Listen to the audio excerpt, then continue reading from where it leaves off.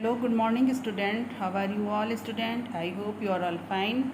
So student, let's start study. देखिए last video में हम लोग पढ़ रहे थे कि होमोलॉगस सीरीज यानी variation and homologous character. Okay, उसमें एक वर्ड्स आया था सजातीय लक्षण क्या हैं। सजातीय लक्षण क्या हैं, आइए इसका अवलोकन एक क्रियाकलाप से करें, पहले पौधों से फिर जंतुओं में। ठीक है ना। पहले हमको यानी कि सबसे पहले हम बच्चों ये समझ लें कि सजातीय लक्षण क्या है। देखिए सजातीय लक्षण ऐसे लक्षण हैं जिनकी उत्पत्ति तो एक जैसी होती है लेकिन कार्य उनके अलग अलग हैं। ठीक है ना, कार्य अलग अलग हैं। अब इसी को हम समझते हैं, यानी उत्पत्ति तो एक जैसी लेकिन कार्य अलग अलग हैं। आपने कई प्रकार के तने देखे, नीचे कुछ चित्र दिए गए हैं। चित्र 8 A में इनके बारे में अपने साथियों के साथ चर्चा करके अलग अलग प्रकार के तने वाले पौधे का कार्य लिखिए।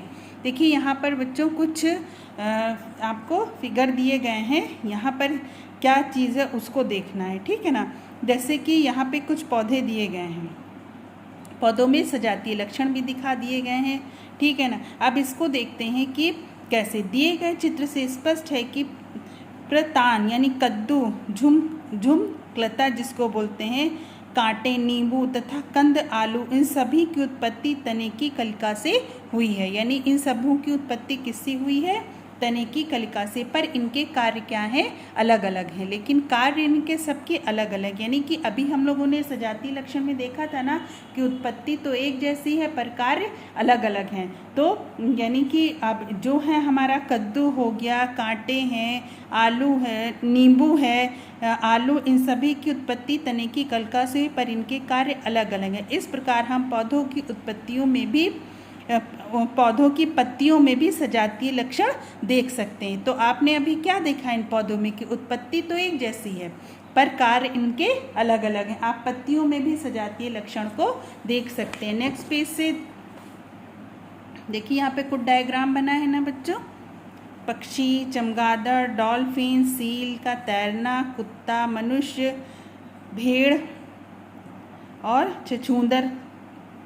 ये अब यहाँ पर देखिए सबके काम भी दिए गए। चमगादड़ का काम क्या है? पंख से उड़ना। इसका दिया है तैरना। भेड़ का दिया है दौड़ना। ठीक है, और छछूंदर का दिया है पकड़ना। अब जंतुओं में सजातीय लक्षण देखते हैं। यानी कि आपने चित्र 8 बा में पक्षी व चमगादड़ के पंख, पक्षी व चमगादड़ के पंख, डॉल्फिन व सील के पंख, भेड़ व कुत्ते की अगली टांग, ये टांग है ना भेड़ की और कुत्ते की अगली टांग, व मनुष्य व छछूंदर के अग्रपाद को देखा। ये मनुष्य का है और ये छछूंदर के अग्रपादों को देखा। ये सभी उत्पत्ति व रचना की दृष्टि में समानता प्रदर्शित करते हैं। ये सभी आपको कैसे, देखिए सब एक जैसे लग रहे हैं ना बच्चों, ये दोनों सेम जैसा लग रहा है। ये डॉल्फिन और सील का ये भी लगभग सेम जैसा है। देखिए उत्पत्ति और ये भी लगभग एक सेम है। ये भी मतलब आपको कैसे लग रहा है कि ये सब की उत्पत्ति और रचना की दृष्टि से ये सब क्या है? एक समान दिख रहे हैं ना, ये सब एक समान है। फिर ये सभी उत्पत्ति व रचना की दृष्टि से समानता प्रदर्शित करते हैं। इनकी अग्र टांगों की अगली हड्डियां ह्यूमरस है। इनकी अग्र टांगों की जो अग्र टांग है उसकी जो अगली हड्डी ह्यूमरस है, उसके साथ ही जुड़ी हड्डी रेडियस तथा अल्ना है। अर्थात इनकी संरचना एक जैसी। यानी कि आप ये देख रहे हैं कि जितने भी इसमें दिखाई दे रहे हैं सब के जो अग्रपाद हैं, इनके अग्र टांगों मतलब आगे वाली टांगों की जो अगली हड्डी है वो ह्यूमरस है। उसके साथ कौन कौन सी दो हड्डियाँ जुड़ी हैं? रेडियस और अल्ना। अर्थात इनकी संरचना एक जैसी, यानी इनके पूर्वज एक से थे। क्या इन सभी के कार्य एक हैं? यदि नहीं तो ऐसा क्या हुआ होगा? यानी कि इनकी उत्पत्ति तो एक जैसी लग रही है, ठीक है ना, इन सब की पूर्वज भी एक से थे, लेकिन अगर ये इनके कार्य अलग अलग हैं, एक जैसे नहीं है, तो ऐसा क्या हुआ होगा? कुछ अन्य लक्षण जैसे तितलियों और पक्षियों के पंख की कार्य समान है पर इनकी उत्पत्ति एक समान नहीं है। देखिए अभी आपने क्या देखा था बच्चों की हमारा सजातीय लक्षण जिसकी उत्पत्ति क्या थी? एक समान, जिनकी उत्पत्ति एक जैसी थी पर कार्य अलग अलग थे।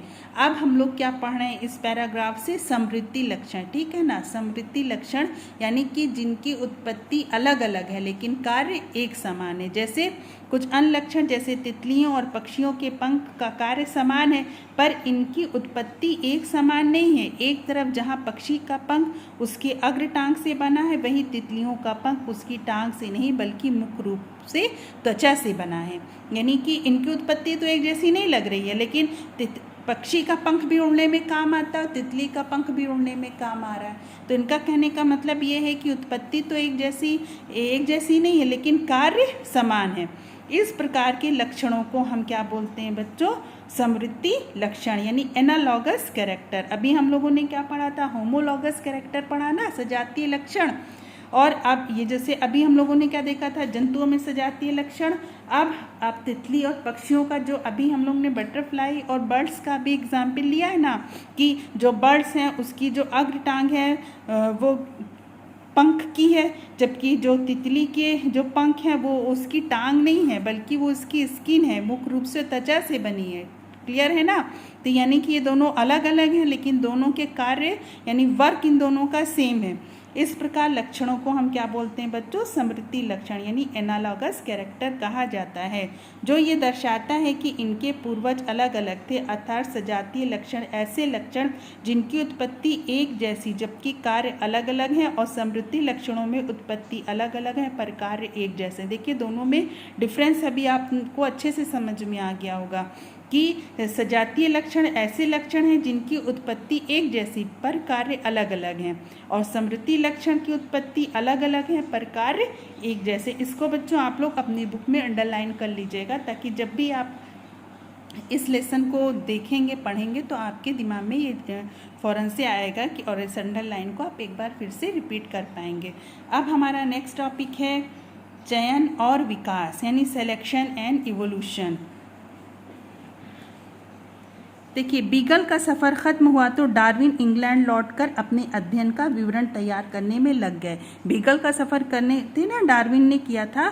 जब उनका ये सफ़र ख़त्म हुआ तो जो उन्होंने वहाँ पर देखा, महसूस किया, सोचा, समझा, उसको एक अध्ययन का वो पूरा विवरण तैयार करने लगे। उनके दिमाग में उन दिनों चल रहे कृत्रिम चयन यानी आर्टिफिशियल सिलेक्शन यानी मनुष्य द्वारा अपनी इच्छा अनुसार लक्षणों का चयन कर जानवरों और पौधों की अलग अलग प्रजाति तैयार किए जाने की बात थी।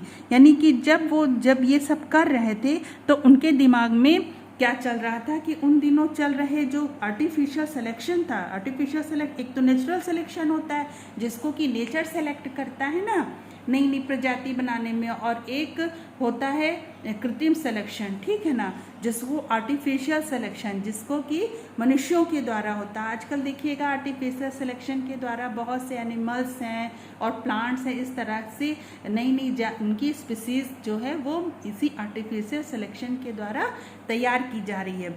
यानी कि मनुष्य द्वारा अपनी इच्छा अनुसार लक्षणों का चयन कर जानवरों और पौधों की अलग अलग प्रजाति तैयार किए जाने की बात थी। उनके मन में ये विचार आया कि अगर मनुष्य नई प्रजाति तैयार कर सकता है तो क्या प्रकृति में दिखने वाले इतने विविध जीव प्रकृति की निरंतर होने वाली किसी चयन प्रक्रिया का नतीजा है। उनके दिमाग में ये आया कि जब मनुष्य इतना मतलब आर्टिफिशियल सिलेक्शन से नई नई प्रजाति जानवरों की पौधों की तैयार कर सकता है तो नेचर का तो हर वक्त सिलेक्शन होता रहता है। मतलब नेचर तो इतने सालों से सेलेक्ट कर रही विविध तरह के अनेकों मतलब डिफरेंट प्रकार के ऑर्गेनिज्म जो है वो जो हमारे प्रकृति है यानी नेचर में जो निरंतर होती है प्रक्रिया, वो किसी चयन का नतीजा तो नहीं है। ये उनके दिमाग में आया। किसके दिमाग में आया बच्चों? डार्विन के दिमाग में आया। और ये कैसे आया? जब वो अपने बीगल का सफ़र कर रहे थे यानी जहाज़ के जरिए, उस जहाज़ का नाम था ना बीगल के सफ़र के बाद, तो उनके दिमाग में आया कि क्या ऐसा तो नहीं है कि जो मनुष्य जब इतने आर्टिफिशियल सिलेक्शन के द्वारा पौधों और जानवरों को यानी प्लांट्स को और एनिमल्स को जब तैयार कर सकता है तो नेचर भी तो क्या इतने डिफरेंट तरह के ऑर्गेनिज्म हैं, एनिमल्स हैं, प्लांट्स हैं, तो क्या ये नेचर का जो कोई चयन तो नहीं है और उसका कोई सिलेक्शन तो नहीं है। देखिए, मनुष्य द्वारा पसंदीदा लक्षणों का चुनाव कर जीव उत्पन्न करने की प्रक्रिया को क्या कहा जाता है? ये आप बताएंगे। मनुष्य द्वारा पसंदीदा लक्षणों का चुनाव कर जीव उत्पन्न करने की प्रक्रिया को क्या कहा जाता है? ये आप आंसर देंगे बच्चों अपने होमवर्क में। डार्विन ने इसी के आधार पर सुझाया कि प्राकृतिक चयन यानी नेचुरल सिलेक्शन यानी प्रकृति में स्वतः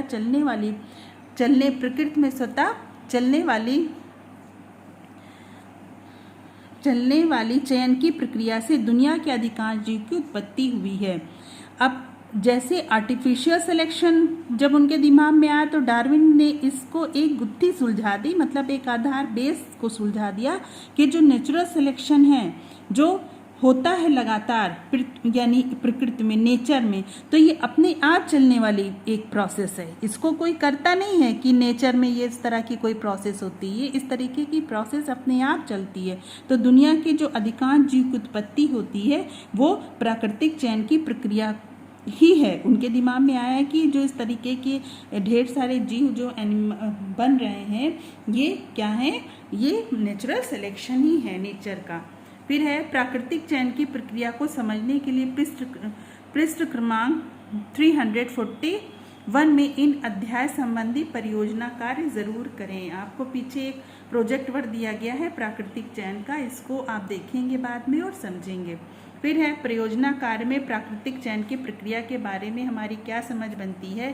क्या प्राकृतिक चयन कृत्रिम चयन जैसी कोई सोची समझी संपादन की प्रक्रिया है? तो इस क्वेश्चंस को हम लोग बाद में देखेंगे जब हम लोग इस प्रोजेक्ट को करेंगे। ठीक, फिर नेक्स्ट पेज देखते हैं, टर्न पेज, एक्टिविटी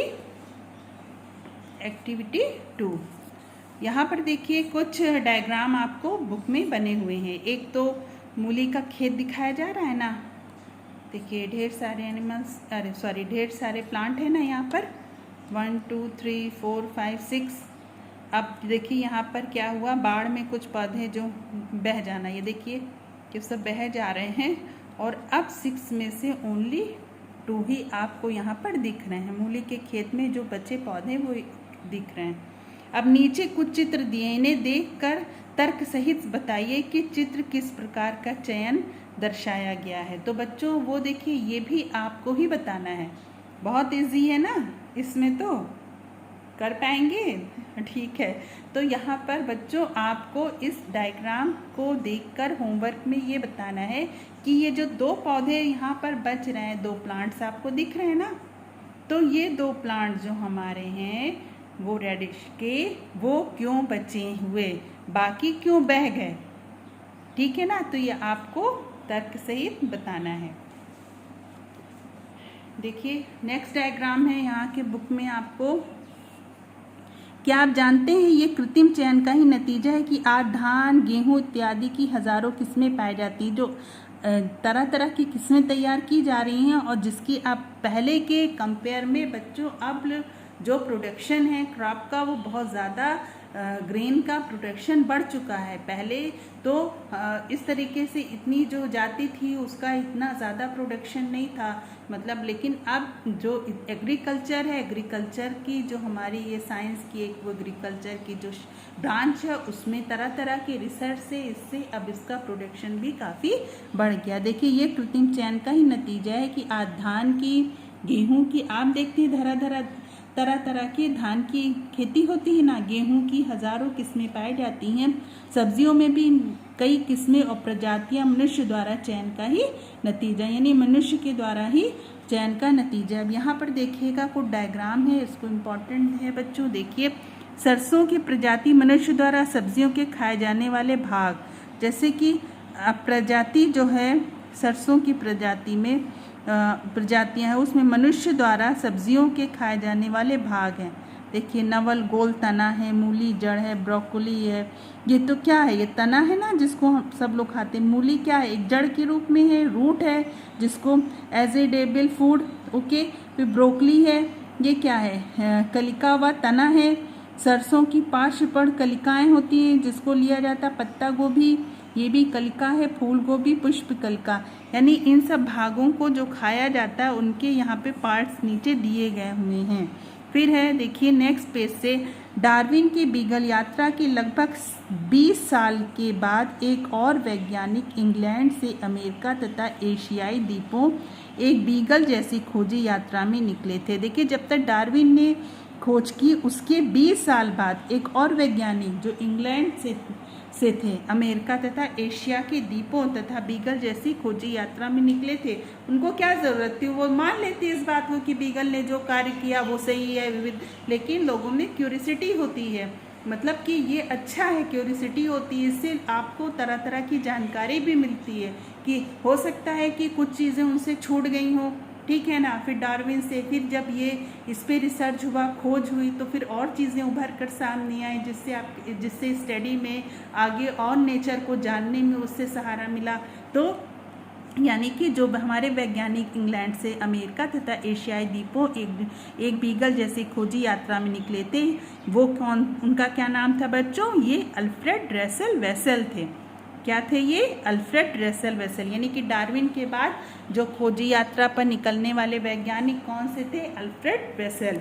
मुख्य रूप से तितलियों और कुछ स्तनधारी जीवों का अध्ययन किया था। उन्होंने किसका अध्ययन किया था, मुख्य रूप से तितलियों का और कुछ स्तनधारी जीवों का अध्ययन किया और डार्विन जैसे निष्कर्ष पर पहुंचे। मतलब इन्होंने भी जब इस स्टडी को देखा, यात्रा पर गए, इन्होंने भी बटरफ्लाइज का, कुछ मेमल्स जैसे एनिमल्स का उन्होंने अध्ययन किया। तो ये भी किसके निष्कर्ष पर गए, डार्विन जैसे निष्कर्ष पर पहुंचे। सुझाया कि प्रजातियां पूर्ववर्ती प्रजातियों से ही उत्पन्न होती। इन्होंने ये कह दिया कि जो स्पीसीज़ है, मान लीजिए बटरफ्लाई के कुछ स्पीसीज़ हैं या मेमल्स के जो जितने भी एनिमल्स हैं, जैसे हमारे एनिमल्स मेमल्स में बहुत हैं बच्चे, डॉग है, कैट है, एलिफेंट्स हैं, ये सब किस में आते हैं, ऑलमोस्ट ह्यूमंस भी एज ए मेमल्स है ना। तो फिर ये सब क्या है, इन्होंने ये सुझाया कि जो मेमल्स हैं और ये हमारे ये सब जो तितलियां हैं और जो मेमल्स हैं, ये जो प्रजातियां हैं ये पहले की प्रजातियों से ही बनती हैं। इन्होंने ये समझाया कि जो प्रजातियां वो पहले की प्रजातियों से ही बनती हैं। नेक्स्ट देखिए, नेक्स्ट पॉइंट है विकास का सिद्धांत, यानी थ्योरी ऑफ इवोल्यूशन। क्या है बच्चों, थ्योरी ऑफ एवोल्यूशन। ओके, तो बच्चों आप लोग वीडियो को अच्छे से केयरफुली देखते हैं ना। देखिए, बहुत कम बच्चे वीडियो को ये होमवर्क को सेंड करते हैं। बच्चे अपने वीडियो को प्रॉपरली देखिए और होमवर्क को सेंड करिए। ये आपका इंटरनल असेसमेंट है। अगर आप इसको इग्नोर करेंगे तो हमको लगता है कि आप वीडियो को प्रॉपरली देख नहीं रहे हैं। विकास का सिद्धांत, थ्योरी ऑफ इवोल्यूशन। गहन अध्ययन, कई जीवों के अवलोकन एवं कई प्रमाण जुटाने के पश्चात डार्विन और वेसल मिलकर इस नतीजे पर पहुँचे। मतलब गहरा अध्ययन हुआ, ठीक है ना, और उन्होंने जब जीवों को देखा तो उनके पास कई प्रमाण आए, कई मतलब सच सामने निकल कर आया और उसके जब उन्होंने उसको जुटाया उसके पश्चात डार्विन और वेसल मिलकर इस नतीजे पर पहुँचे।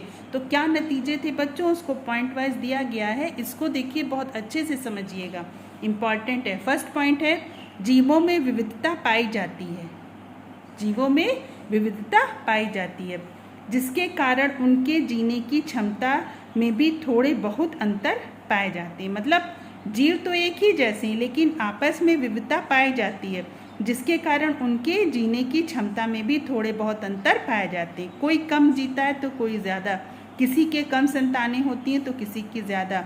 जिनके जीने की क्षमता ज़्यादा होती है वही परिवेश में ढलकर जीते हैं और उनकी एक नई प्रजाति दिखाई देती है। यानी कि ये एक नेचुरल सिलेक्शन है, जो लड़ गया, वो जो नेचर से लड़ गया और अपने को बचा लिया वो जी पाता है। तो अभी बच्चों इसका हम लोगों ने एग्जाम्पल देखा था, जो कोविड-19 महामारी अभी भी जो है, लेकिन कभी कभी जब ये वायरस म्यूट करते हैं तो ये बहुत ही मतलब लोगों पे इन्फेक्शनियस, इनकी डिसीज़ेस तेज़ी से बढ़ने लगती हैं, तो ये लोगों को जल्दी इन्फेक्ट करते हैं, मतलब बहुत तेज़ी से इन्फेक्ट करने लगते हैं। तो इससे क्या होता है कि कुछ जो इन्फेक्शन इसके को झेल ले जाते हैं, यानी कि कुछ बर्दाश्त कर ले रहे हैं, लेकिन कुछ जो हैं वो उनकी डेड हो गई है, उनको पता भी नहीं चलता, वो अचानक ख़त्म हो जाते हैं। तो यानी कि वो अब उससे लड़ नहीं पा रहे हैं और फिर जो उससे लड़ पा रहा है, जो अपने को बचा पा रहा है, या फिर कुछ लोग क्या करते हैं अपने को उसमें इससे बच जाएं उसके लिए प्रिकॉशन यूज़ करते हैं, जैसे मास्क का, सैनिटाइज़र का, हैंड वॉश का। तो अभी भी देखिए बहुत पहले भी ये बात वैज्ञानिकों ने की कि वही जीता है जो बच जाता है, यानी नेचर जिसका यानी जो वो लड़ लिया, यानी कि नेचर ने उसको सेलेक्ट कर लिया ना, ये भी है। तो किसी भी कम, किसी की संतानें कम, किसी की ज़्यादा, किसी ने की जीने की क्षमता ज़्यादा होती, मतलब कि वो लड़ लिया तो उसकी जीने की, जब कहते हैं ना इसका इम्यून सिस्टम स्ट्रांग है, ये लड़ लिया, इसका इम्यून सिस्टम कमज़ोर है, ये नहीं लड़ पाया, ये ख़त्म हो गया। तो ऐसा अलग अलग है, यानी कि सब एक जैसे, ह्यूमन बींग्स तो आप देख रहे हैं सब एक जैसे, लेकिन क्या सब एक ही जैसे हैं? सब उतने ही मजबूत हैं, सब उतने ही एक जैसे? ऐसा नहीं है, उनमें विविधता, वेरिएशन है, डिफरेंस है एक दूसरे से ना। और इस तरह का डिफरेंस जो अभी आप देख रहे हैं वो भी सम पॉइंट्स हैं। वही परिवेश में ढलकर जीते हैं और उनकी नई प्रजाति दिखाई देती है।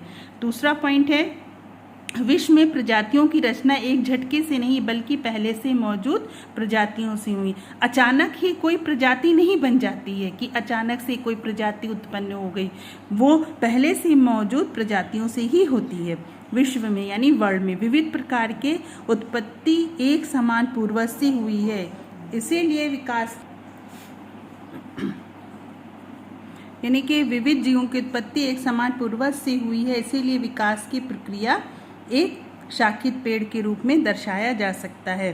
अब इनका ये कहना है कि जो जितने डिफरेंट प्रकार के जो जीव हैं, ठीक है ना, उनकी उत्पत्ति एक जैसे पूर्वज से ही हुई है, इसीलिए विकास की प्रक्रिया को एक शाखित पेड़ के रूप में दर्शाया जा सकता है।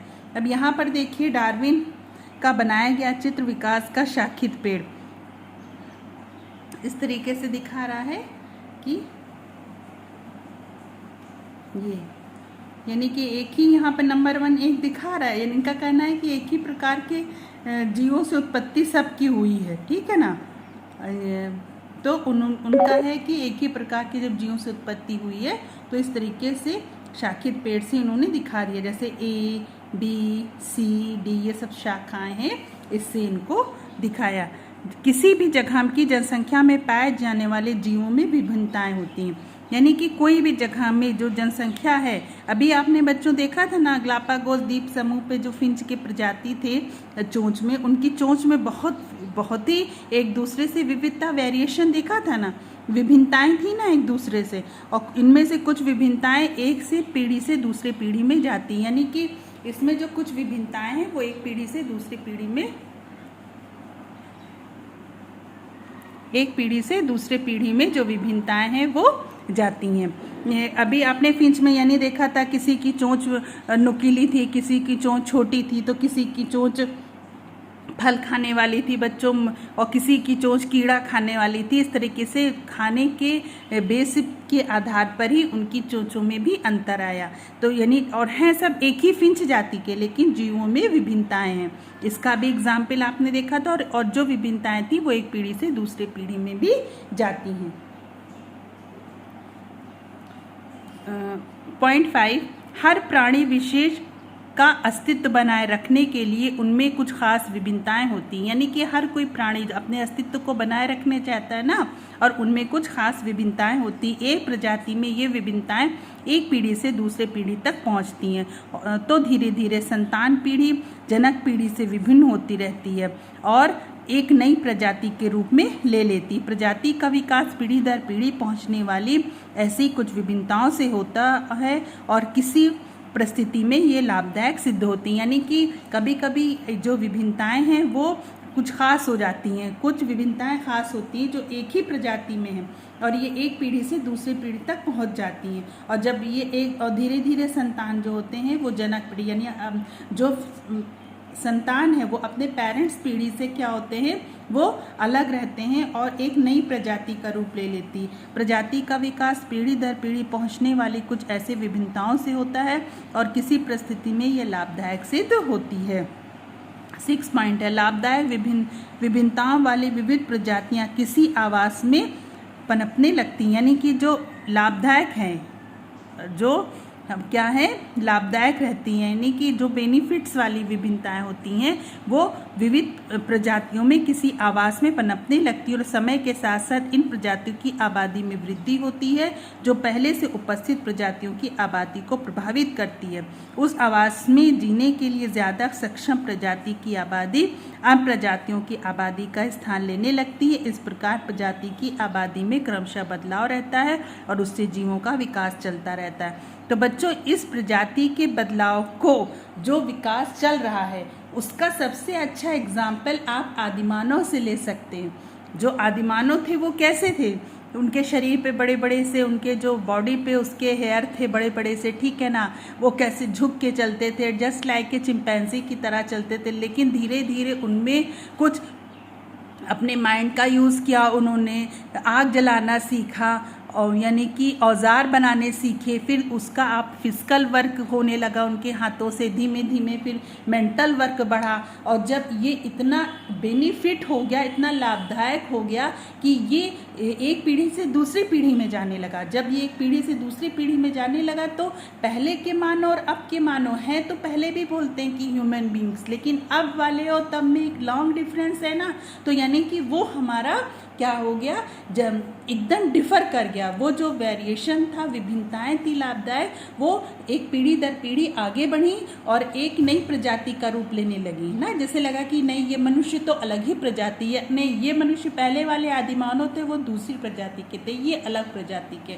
तो ऐसा नहीं है, वो सब एक, जो मनुष्य है वो पूर्वज से ही है, अपने पूर्वज से ही उत्पन्न हुआ, लेकिन उनकी जो कुछ विभिन्नताएं थी वो इतनी लाभदायक थी कि धीमे धीमे वो पीढ़ी दर पीढ़ी आगे बढ़ी और तब यानी कि पहले के जो एकदम आदिमानव और अब के मानव में एक लॉन्ग डिफरेंस हुआ। अब का मानव तो एकदम ही अपने माइंड को यूज़ करता है, फिजिकल वर्क करके एकदम ही टेक्निक के द्वारा, टेक्निकल कितने तो टेक्निकल इशू आजकल हैं, सबका यूज़ करने पर वो एक नई, यानी कि अब आप देखिएगा कि कुछ समय, कुछ सालों के बाद, बहुत सालों के बाद जो अगले और भी आने वाली आगे की जनरेशन से वो हम लोगों से भी थोड़ी एकदम डिफर होगी।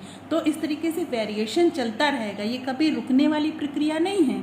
ये विभिन्नताएं जो हैं ये रुकने वाली प्रक्रिया नहीं, ये पीढ़ी दर पीढ़ी आगे बढ़ती रहती हैं और उससे जीवों का विकास चलता रहता है। तो ये यहाँ पर बच्चे आप लोगों ने अच्छे से समझा इसको।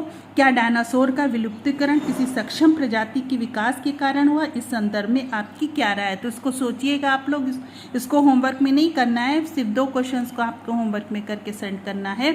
इसको हम लोग नेक्स्ट वीडियो में क्लियर करेंगे और अच्छे से इसके बारे में भी हम लोग क्या करेंगे, डिस्कस करेंगे। ओके बच्चों, टेक केयर, बाय बाय और टाइम पे होमवर्क को सेंड करिए। ओके, बाय बाय बच्चों।